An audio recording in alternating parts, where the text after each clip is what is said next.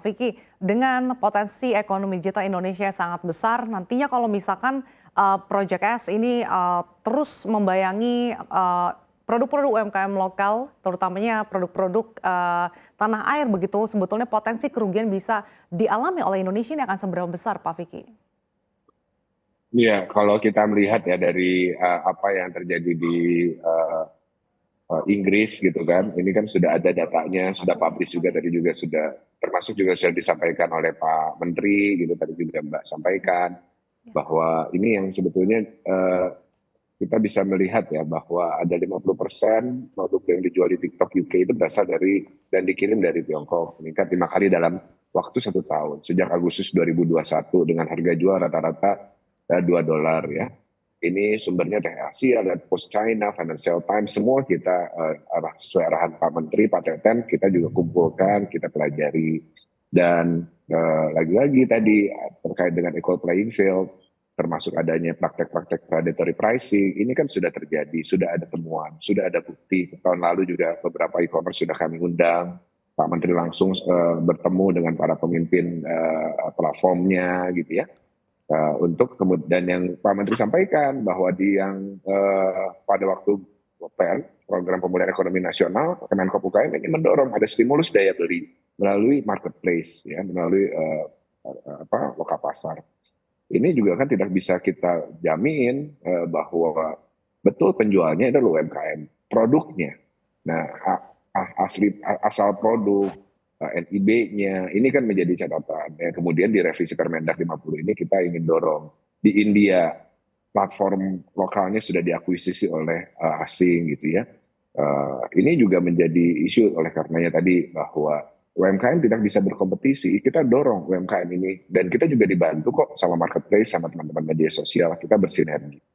Tapi hal-hal yang ini kita pasti ya UMKM ini nggak akan bisa bersaing dengan barang-barang dari impor yang jumlahnya masif, harga jualnya murah, terus kemudian iklannya juga ya sangat tinggi, dan oleh karenanya di revisi Permendak 50 2020 salah satunya yang kita ingin dorong adalah mengutamakan perdagangan barang dan atau jasa hasil produksi dalam negeri, diutamakan ya, sehingga ini menjadi komitmen bersama dari seluruh stakeholders. Jadi wajib ya Pak diutamakan terkait dengan produk-produk UMKM. Saya kan ke Pak Budi, di tengah TikTok yang semakin gencar bahkan semakin unggul menjadi platform social commerce, pandangan Anda seperti apa sih strategi e-commerce untuk tetap bisa berkompetisi tidak tergerus dengan persaingan yang ada khususnya terkait dengan TikTok yang semakin unggul?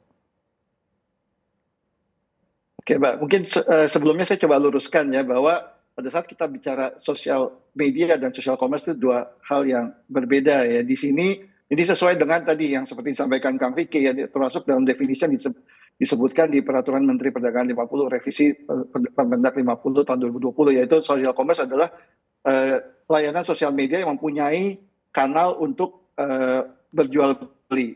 Tapi untuk yang kasus TikTok ini, TikTok Shop itu sudah masuk ke PMSE loka pasar, sama seperti tadi Tokopedia, Bukalapak dan sebagainya.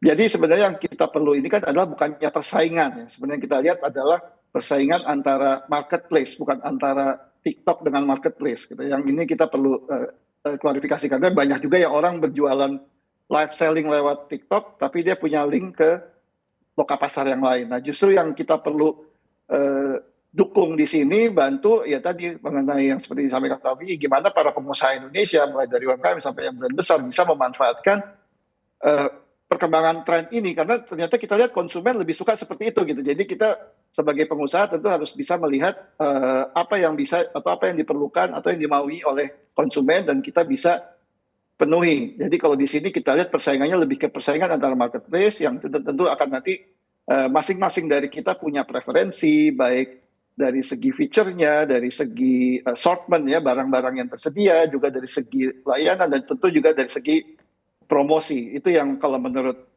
saya penting untuk diperhatikan. Kalau sosial media itu bisa menjadi sarana untuk mengkomunikasikan dagangannya, tidak hanya TikTok tapi juga yang lain, Instagram, Facebook, Twitter atau yang baru ya, Thread, itu bisa dipakai untuk mempromosikan produk. Dan tadi seperti Kang Vicky sampaikan, UMKM kita sudah banyak kok yang pakai. Ini terbukti di Harbolnas kemarin tahun 2022 itu bisa jadi potret pertumbuhan e-commerce kita karena di situ kegiatan yang dikelola oleh IDEA, di situ banyak semua marketplace ikut dan bisa memberikan gambaran. Jadi kita bisa lihat bahwa produk lokal itu kita bikin sekarang 2 kali ya untuk Harbolnas, di mana hari pertama itu khusus produk lokal untuk Harbolnas itu terjadi penaikan 18% dibandingkan tahun sebelumnya. Dan transaksi di Harbolnas tahun 2022 kemarin bisa untuk barang dalam negeri ya bisa mencapai 10 triliun rupiah. Totalnya dengan barang-barang yang lain itu memang naik cukup lumayan besar 26%. Total Ya. dari Harbolnas tahun lalu itu bisa mencapai 22,7 triliun rupiah.